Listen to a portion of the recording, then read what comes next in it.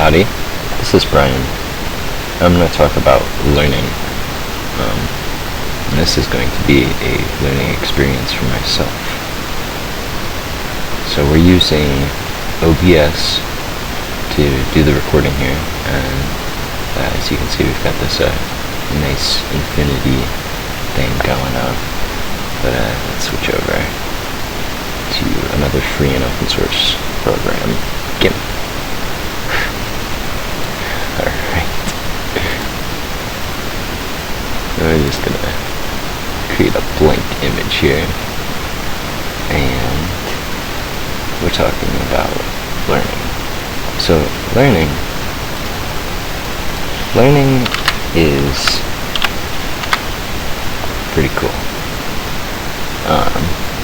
Most of us know going to a lecture and listening to a teacher for a little bit, and that lecture portion will get us maybe 25% of the material retained.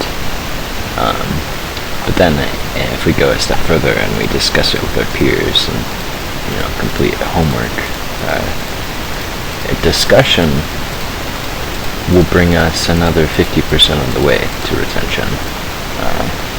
Students who do a lecture and the discussion are going to have 75% material retention.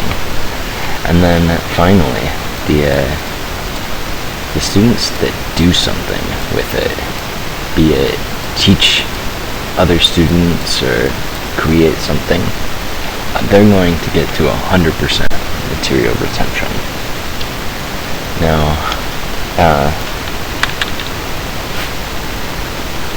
the next bit to talk about is it's this active learning, this distinction between a lecture style classroom and then taking it to this extra step, what will get the students to 75 and 100% material retention.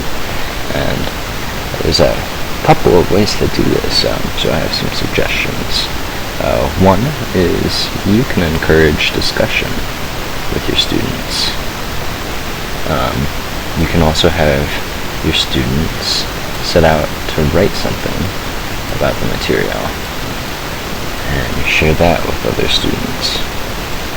Simply reacting to material, that will increase a student's retention. Another one that's really enriching but a bit complex is the concept of gamifying curriculum.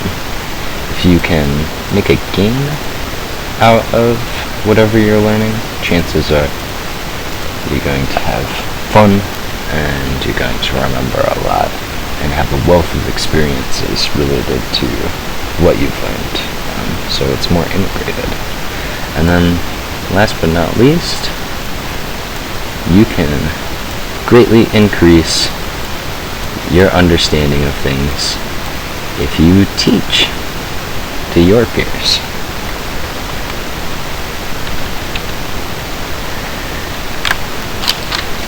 Now, one of the issues in a classroom is that students find the problems that they're working with a bit ethereal or cloudy. A common complaint is, when will I ever use this in real life?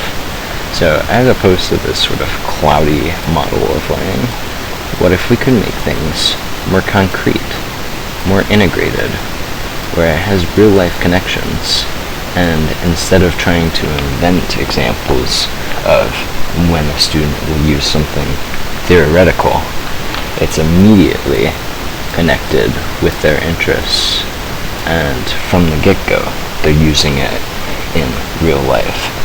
This concept is problem-based learning, and it's more concrete and relevant. Therefore, students will retain and integrate knowledge easier. And not to mention, it's less boring, and students are more engaged and self-motivated. So an exercise to begin might be to prompt a student to list things that they're interested in and want to learn more about, and then invite them to create the connections between whatever the material that needs to be covered and what their set of interests and the topics that they desire to learn more about. Then they can bring back discussions, writing, reactions, games, and even teach students what the connections they made were. So we're going to make this guy into a sheep now. Do sheep have ears? Okay, well, sheep don't throw up the grass that they eat.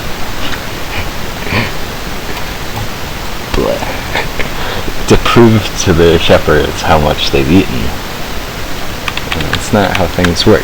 Instead, the proof is in their production of wool and milk. And that's how it should be with education, I feel. Thanks for watching.